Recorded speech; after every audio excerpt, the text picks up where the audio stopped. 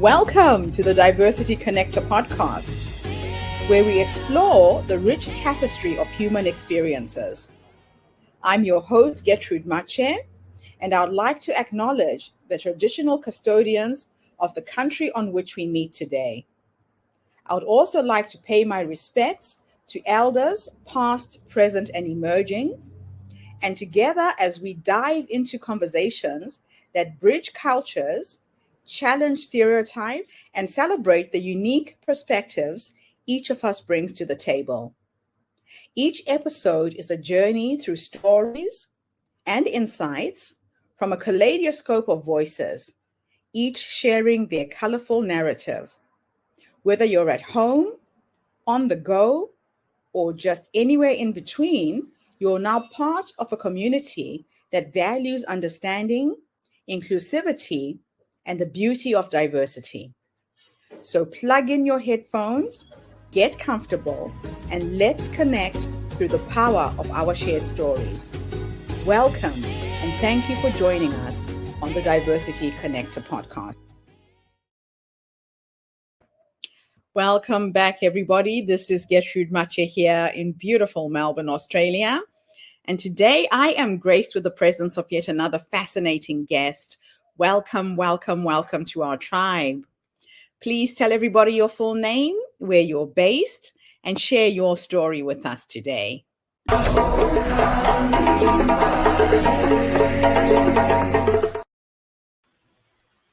Hey, Jejun, thank you for having me. I would like also acknowledge the traditional land. I'm actually from the Ghana land. My name is Xin Deng. I'm currently senior lecturer at the University of South Australia, and my main research area is diversity and sustainability. So therefore, this podcast related to myself very much, and I'm really happy to be here. Thank you. So a little bit about myself. I'm originally from China. I came to Australia to do my PhD in 1998. That's a long time ago.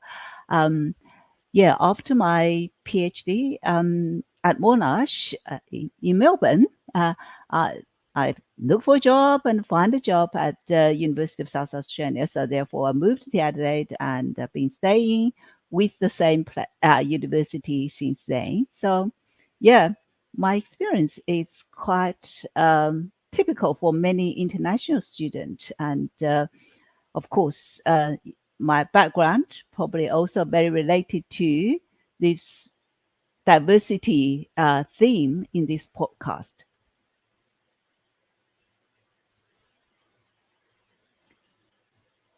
Would that be enough, or what else I need to say? Okay, I'll come in with the questions, and when I ask a question, I will disappear. So just pause a little bit, let me go out, and then come back in just for the next 2-3 questions, okay? Yep. All right. So thank you so much for being with us today. Can you start by sharing what initially drew you to the field of diversity and sustainability within the labor market, and how this passion has influenced your career path?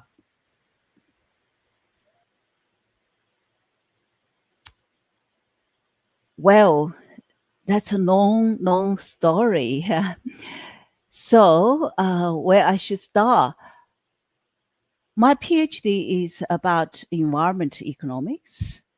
So naturally, I sort of did some research in the environment economic space that lead to my engagement in sustainability or research in this area. And then on the other end, I sort of like got invitation from a collaborator doing something on family business. I know it's very, very disconnected, but then I got in, like, because of my research in family business, I got involved like in the book chapter about father-daughter succession. So that really invoked my, like, get me interested in women in the labor market, in like as a business person in the first place, but then in general.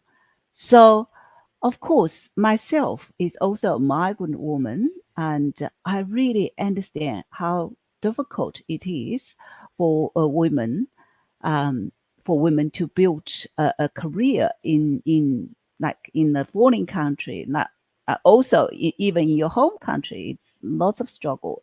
So really, I got very interested in this kind of space. So what really pushed me completely into the diversity area is like I bid for a UN Women grant and got the grant. And that would allow me to do a comprehensive literature review about gender diversity in the workplace. That grant is about gender diversity in the workplace in China. But then, of course, to do the job properly, I do need to do a comprehensive literature in this space, and then it opened the door to me like on lots of things. And then I was fascinated by this area. So that makes me thinking I want to do more. So then I continued to work on this space and published a few articles and get another grant to run the conference on gender impact of foreign direct investment and trade. And then, just start from one thing to another. And then another thing is like my environment economics background also get connected, because I found that in the workplace, in the labor market, really these kind of two things are always interconnected. So a company that normally pays attention to the diversity also would do something about sustainability, about environment, or in general, it's all under the umbrella of corporate social responsibility. So I feel like it's not possible just to focus on one thing and totally ignore the other thing. So therefore, it's just all get together and connected, and we grow, and then brought me to the current space.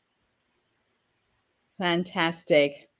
It's interesting how life can lead you in a certain direction, and then it becomes a vocation and really changes your career path. So, your role as a senior lecturer in economics at the University of South Australia puts you in front of educating the next generation. How do you incorporate your research findings on diversity and sustainability into your teaching?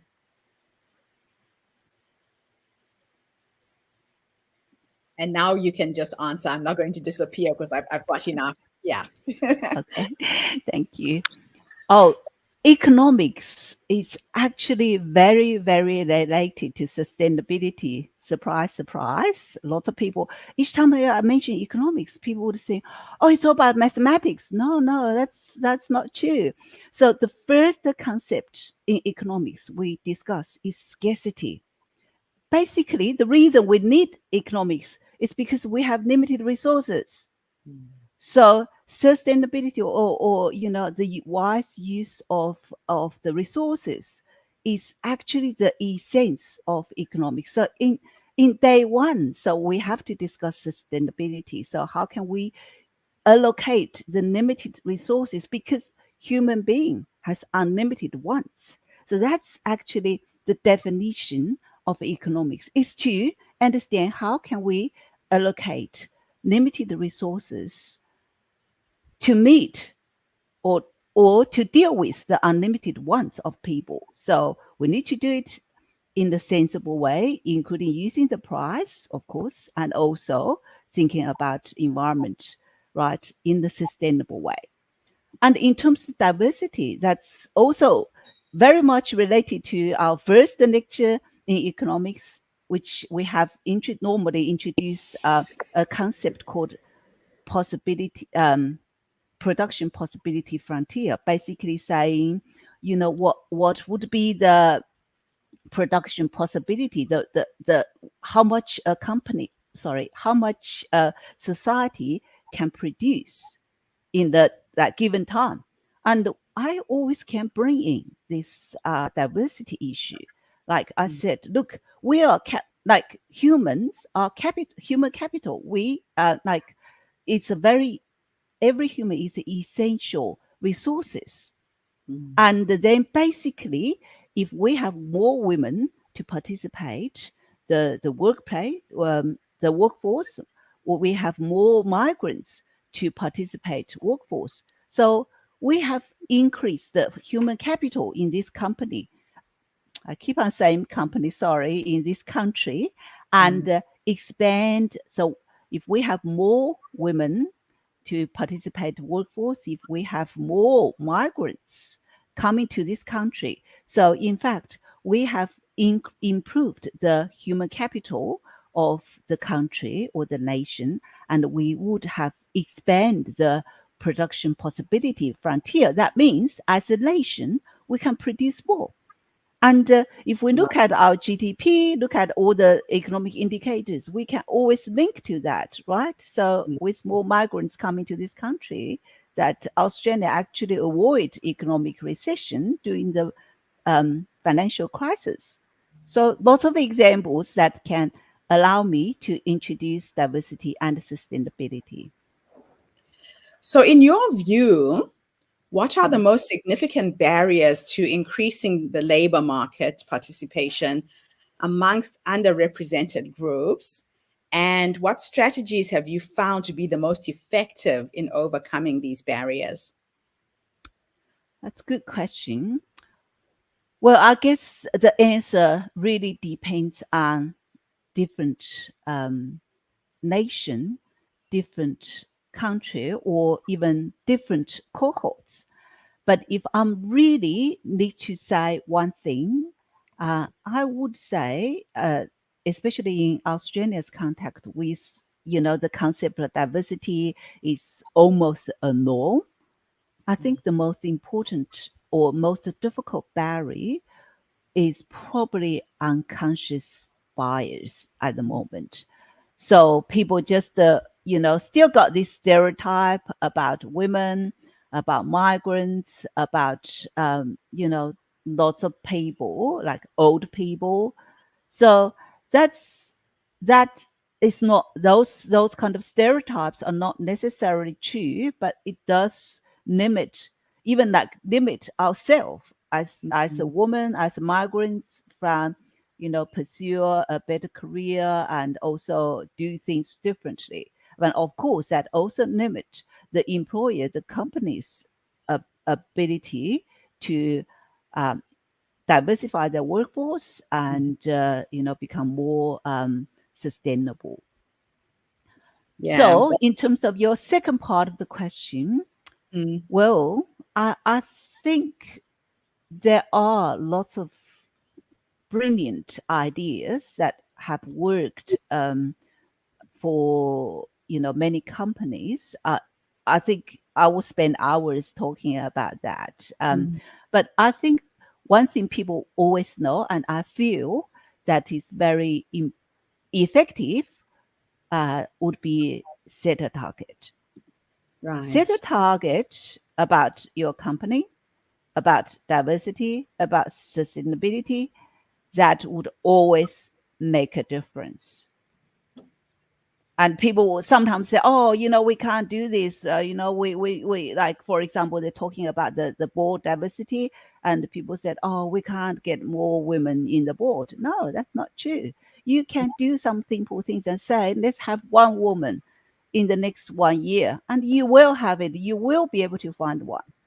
So it's not about anything else. Like if you set a goal and you can achieve it, that's my feeling, and that's something everyone can do. Yeah, goal setting is the key. You really have to be aiming for something, otherwise you won't get there. Correct. So can you discuss a particular research project that you worked on that highlights the challenges and opportunities of making workplaces more accommodating for people of different backgrounds and capabilities? That's oh God, so many I would like to share, but I think that's a problem with research, that you always think your research is fantastic. But I would like to share one piece of research we recently published. It's about senior women's role in corporate social responsibility. And the title was riding the wave, fighting the tides or riding the waves. So basically, that was the thought we had, or the shift of the mind before and after we did the research. So basically, we interviewed 10 Australian senior women, including and 10 senior Chinese women in the companies. They all hold senior roles ranging from CEOs to independent directors in the board. So we want to ask them about their engagement in corporate social responsibility. What are the opportunities? What are the challenges? And what are the cultural? What are the factors that affect their decision? And so on and so forth. So before that, because we sort of did a literature review, we found that many women companies with a higher proportion of senior women. So basically, there is huge literature about that. So they normally perform well in the corporate social responsibility by many, many indicators. So therefore, we sort of started this research with the mindset of those women went to the company, changed the company, and then the company becomes more socially responsible, which are not run. But what actually really changed our thought was, well, indeed, the story is much, much more complicated than what we thought. So I'm not going to go through the paper, but one thing we really found, a theme that we said that consistent over almost all the female leaders or senior women across 2 countries was corporate culture. Mm-hmm. So we found very interesting, like the corporate culture, we have this so-called pull and push effect. So the woman actually wants to go to work in the company that is more socially responsible in the first place, because they are more accommodating to women, Right. and they are more their value are very much aligned with these women. So therefore, they're sort of pulled into this company, and then on the other end, so their company's value and the company's culture really make those women feel much more comfortable to raise a CSR issue, or to say, I think we need to do this and that. And on the other end, there are that the same women said, oh, look, in the other company, I actually try to push some CSR initiatives and raise some unethical issues, but then I was put down by the senior in my companies, especially majority of them are men, and also I feel voiceless, right, in the board that dominated by men, and it's sort of the culture that actually would also push women or deter women from raising or contributing more on corporate social responsibility. Yeah. So that's something we found really interesting and really changed our thought. Yeah. Wow. There's a lot of work yet to be done, a lot of barriers.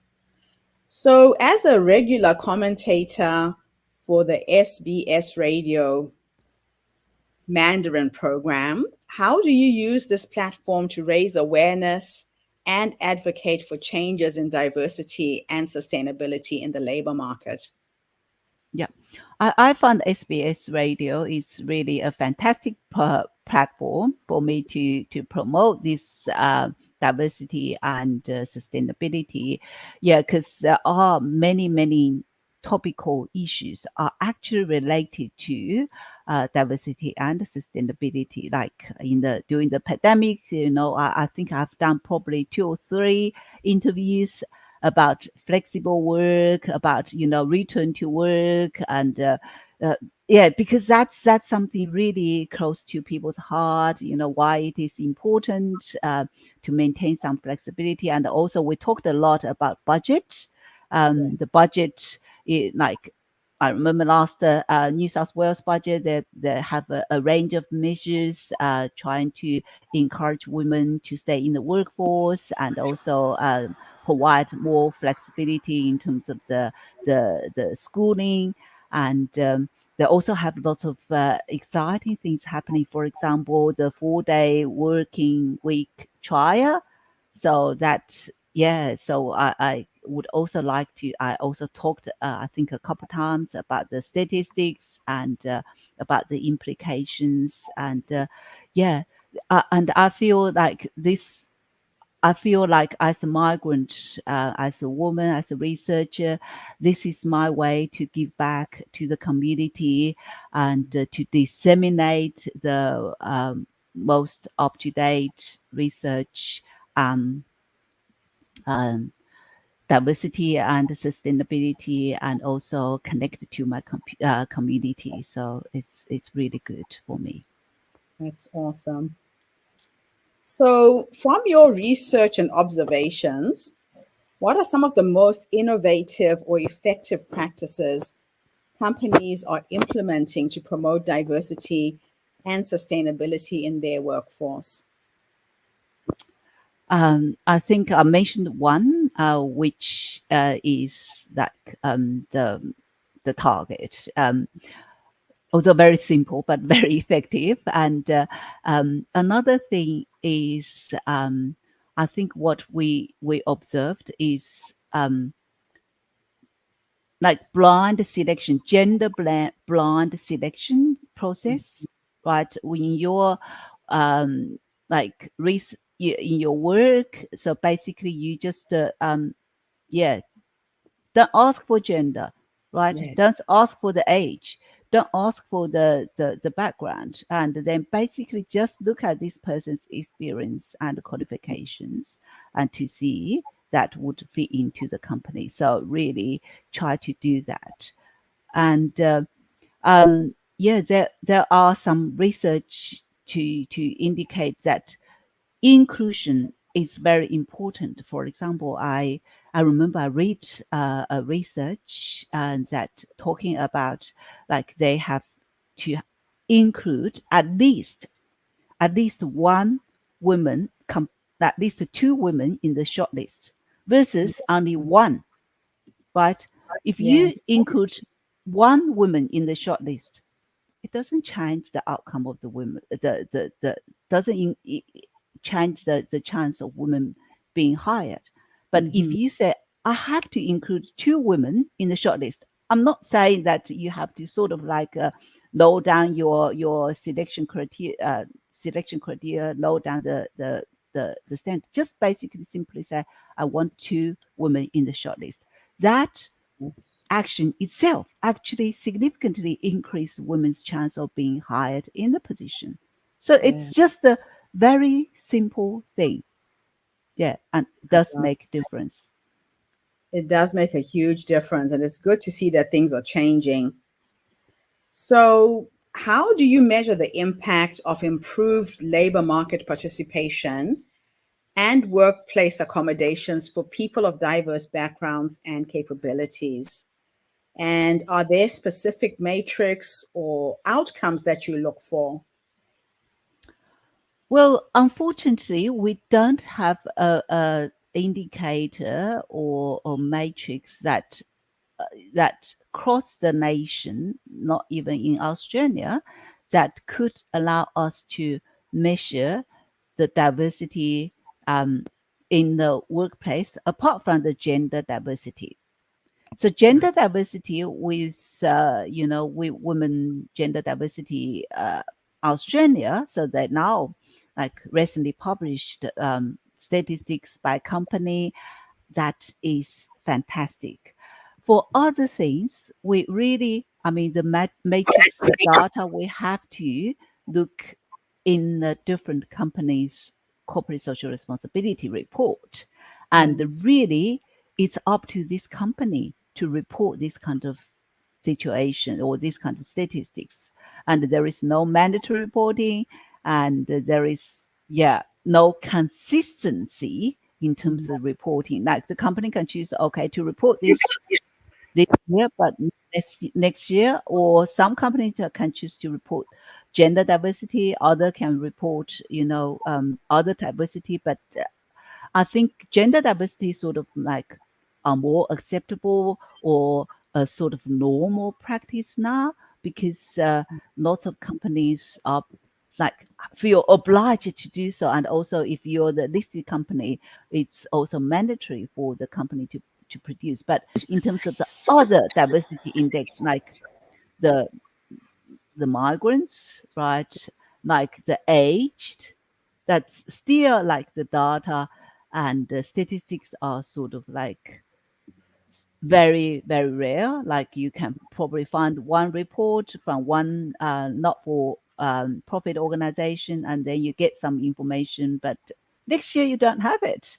Yeah. Especially the data about migrants, it's Yeah. very lacking, I would say. Oh, that's such a pity. It is So more work has to be done.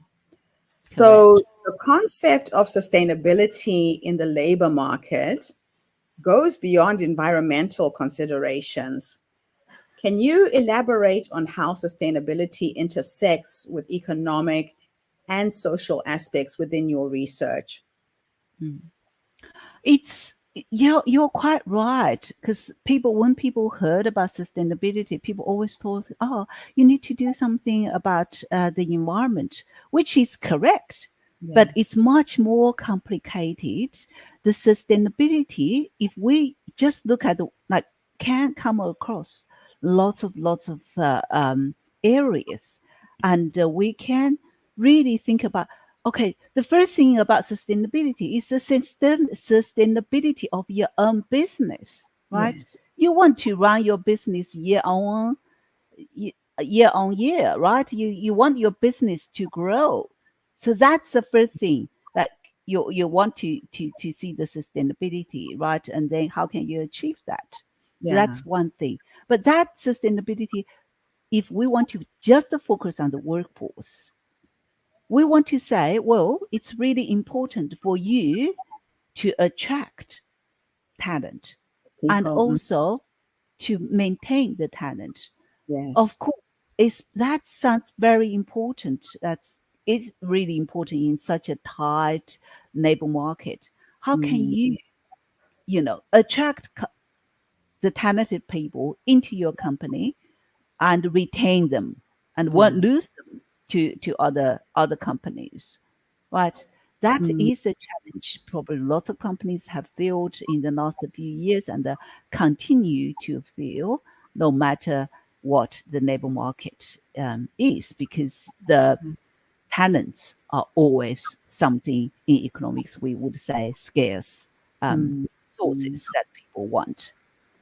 So retention is a big issue for most companies. They might get the people who are different, but it's how do you keep them? How do you support them so they stay in your organization?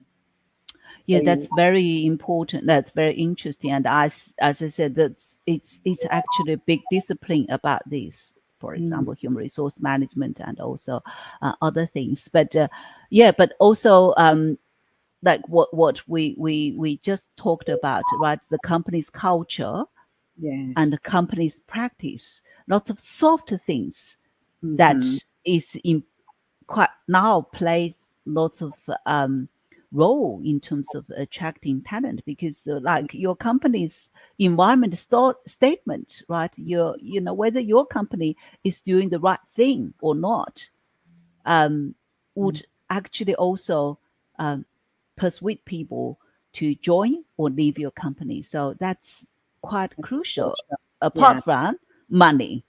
So That's money, so, of course, is very important. Yeah. yeah. So can you share a story or an example where a shift towards greater diversity and sustainability within a workplace led to tangible benefits for both the employees and the organization?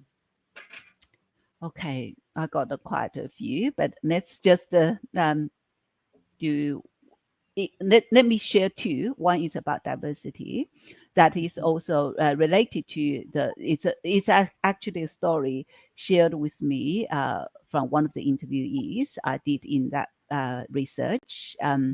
So that woman was running a company. So basically, it's a software development company, and so because that initially she was trying to avoid a penalty, like Chinese government got this kind of tax that you have to pay if the proportion of the disabled people in your workforce is below certain threshold. So Right. basically, she sort of like, oh, maybe we should think about hire some disabled people, although I don't think we need one. But just for the sake of avoiding tax, that we Right. probably can think about ways of getting more disabled, getting some like disabled people just enough for us to avoid the tax. Right. So they hired quite not quite a few in the first place. And it Mm-hmm. turned out so basically it's a software development and company. So they thought like, oh, the disabled people have nothing to do here. They probably don't even have the qualifications. So then they sort of, oh, let's think about ways of doing it. And they find that, oh, we need the customer service role, like answer the calls, right? Because lots of people would ask questions about the call, about the software. So we get some people to answer the calls. And it turned out those people are brilliant. They're very patient, they're very sympathetic, the customer satisfaction level increased. And then she said, oh, I actually found it's actually a brilliant decision. And I want to go back and hire more.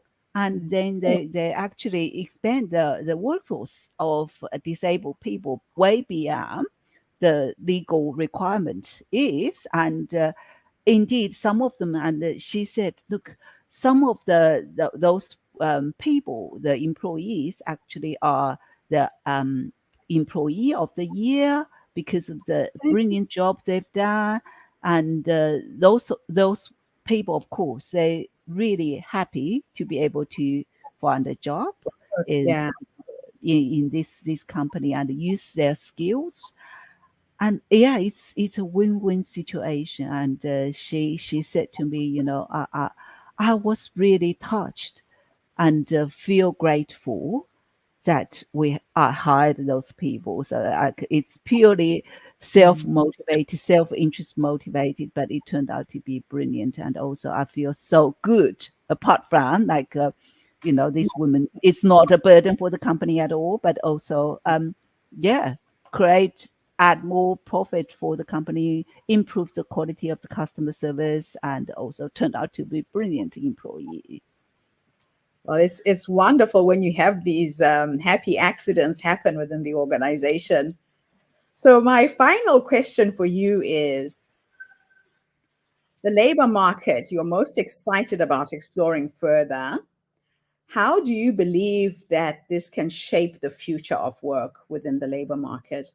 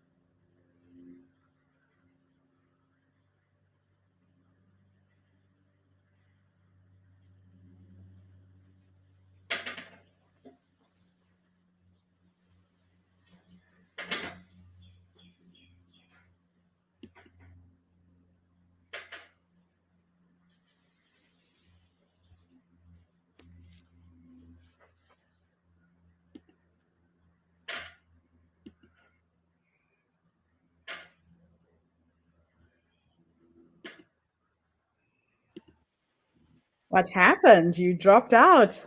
Yeah, it's just all of a sudden that I think my batteries went down, Ah, but it normally would give me a warning, and it's just all of a sudden it was disconnected. let's Yeah, disconnect. Okay, yeah. we have one Sorry. more left. So Yeah, I'll just repeat the question again, and this is the last one. yeah. So, based on all of your research focused on sustainability and diversity, how do you see this improving and shaping the future of work?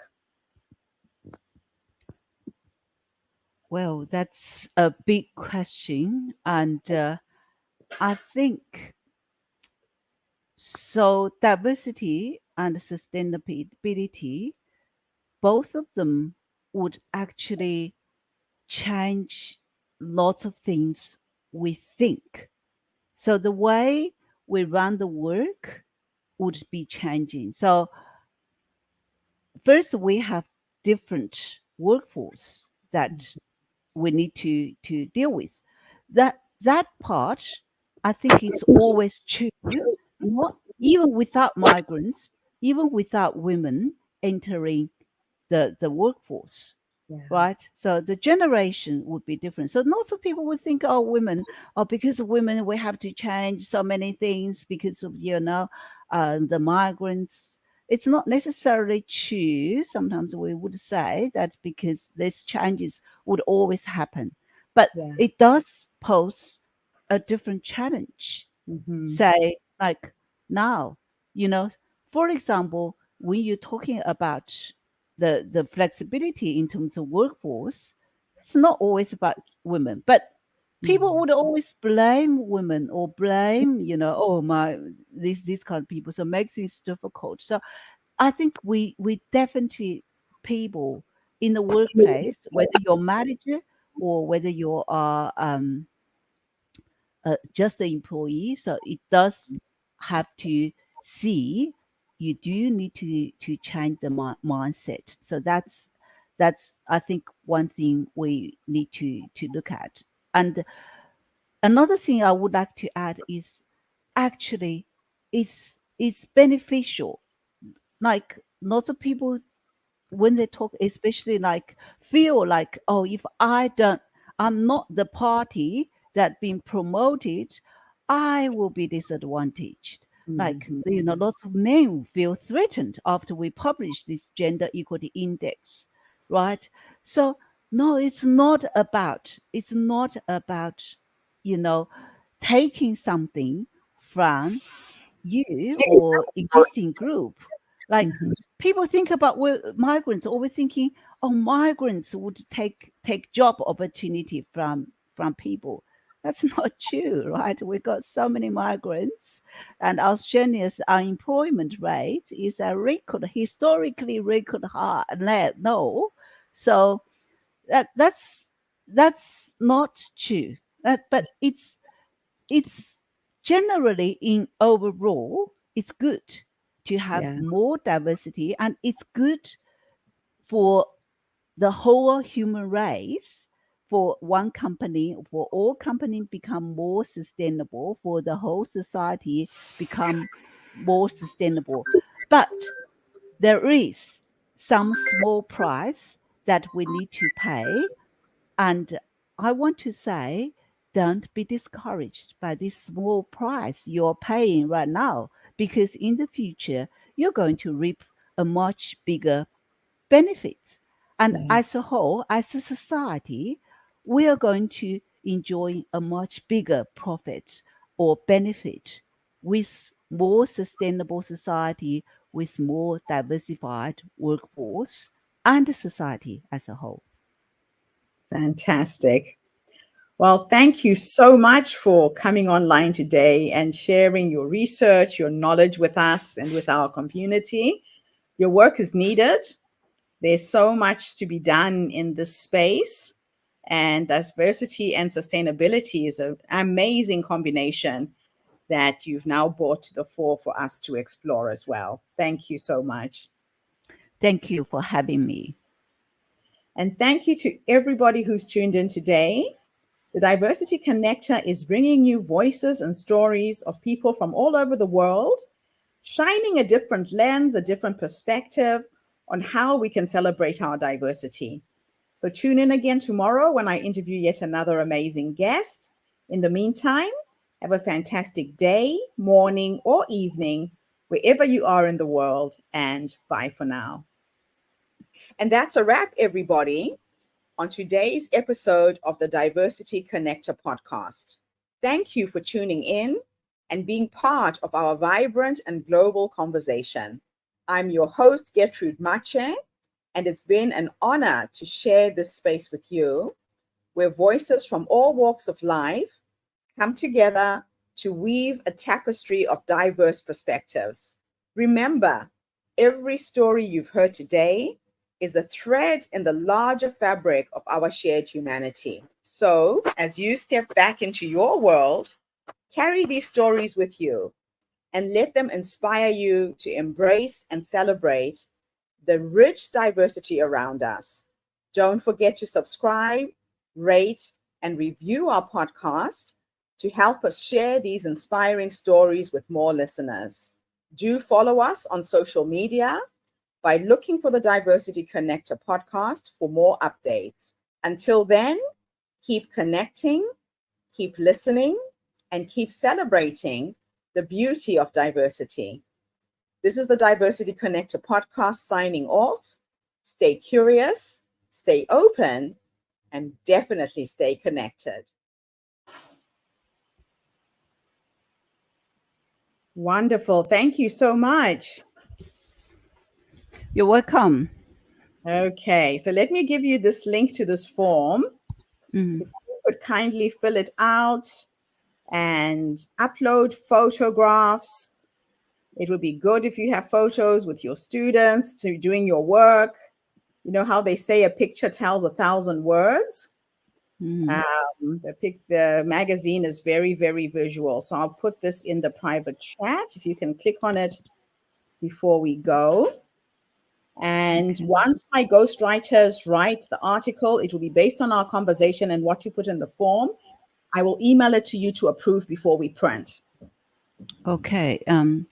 Yeah, I can't really open the link because okay. I have to sign into Google, right? Or do I have yeah, to? or I can give it to you on LinkedIn. Okay, if you can give it that to me on LinkedIn. Yeah, that might be better. All right. Thank you so much for your time. And once I organize this event for later in the year for September, I'll let you know when I start recruiting my speakers. I think you'd be an amazing speaker for that. Oh, thank you. All so right. look forward to hearing from you. Yeah. Okay. Take care. All right. Thank you. Thank you. Bye-bye. See you. Bye-bye.